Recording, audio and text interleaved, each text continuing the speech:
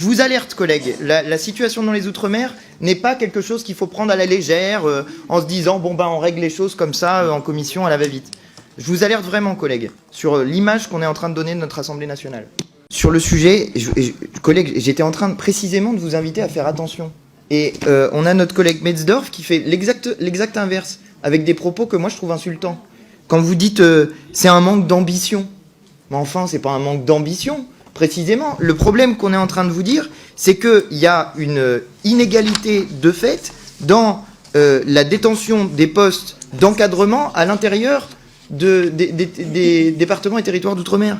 Quand on vous dit qu'il y a 45% des postes d'encadrement à La Réunion qui sont détenus par des hexagonaux et 11% seulement par des réunionnais, c'est ça le problème qu'on devrait essayer de régler. Et précisément, la loi peut intervenir pour corriger quand il y a des inégalités. Enfin, c'est même des choses qu'on fait assez fréquemment. Si jamais on vous avait tous laissé faire, là, les garçons, est-ce que on aurait progressé dans la représentation genrée, par exemple, à l'intérieur de l'Assemblée nationale? Si on n'avait pas mis en place des règles, hein, est-ce qu'on ne serait pas à encore 70 ou 80% d'hommes à l'intérieur de l'Assemblée nationale? Bah, peut-être que si. Peut-être que ouais. Et pourtant, c'est pas un problème de qualification ou d'ambition, n'est-ce pas? C'est pas ça le problème. Le problème, c'est précisément qu'il y a des inégalités qui, parce qu'elles sont structurelles, se répètent. C'est ça le problème. Et la loi peut jouer pour corriger justement des inégalités structurelles. Qu'est-ce qu'on fait d'autre sinon, comme législateur, que d'essayer de faire vivre la devise liberté, égalité, fraternité par la loi, en corrigeant quand il y a des problèmes précisément d'égalité? Voilà ce qu'on essaye de faire normalement par la loi. Il s'agit ici de la République. La République, elle dit précisément, et on en a parlé tout à l'heure de la Déclaration des droits de l'homme et du citoyen, c'est l'article 6, je ne vous fais pas l'affront de vous le citer.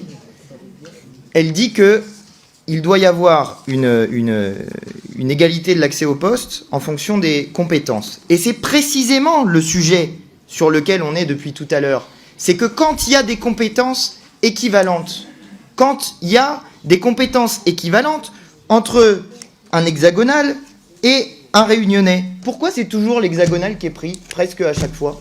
C'est ça le sujet dont on est en train de parler, bon sang. C'est pas d'autre chose. Et c'est pour ça que ça commence à être agaçant au bout d'un moment. On est en train de parler de la République, là. On n'est pas en train de parler d'autre chose. Donc comment on fait pour faire évoluer la République? Par la loi, précisément. Pourquoi? Parce que la loi, c'est ce qui définit l'égalité entre les citoyens, parce qu'ils sont égaux dans leur capacité à la fois à la faire par le vote, en élisant des représentants, mais qu'ils sont aussi égaux devant elle. C'est la loi qui définit notre égalité de citoyens. C'est la loi qui fait justement tout le sens de la République. Donc quand vous dites, collègues, que c'est pas en passant par la loi qu'on va corriger des inégalités et que c'est des questions de je sais pas quoi, d'ambition, c'est odieux en fait. C'est pour ça que ça agace des gens comme moi. C'est pour ça que ça me met hors de moi en fait. Et particulièrement quand le président de la commission décide de couper le micro.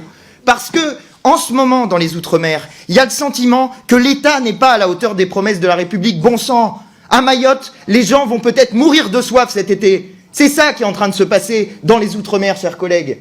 Donc quand on est en train de parler de la République et de l'égalité, il faudrait avoir juste un petit peu la dignité de se dire que quand nos collègues ultramarins nous proposent quelque chose, il faut le regarder avec attention et pas balayer ça d'un revers de la main.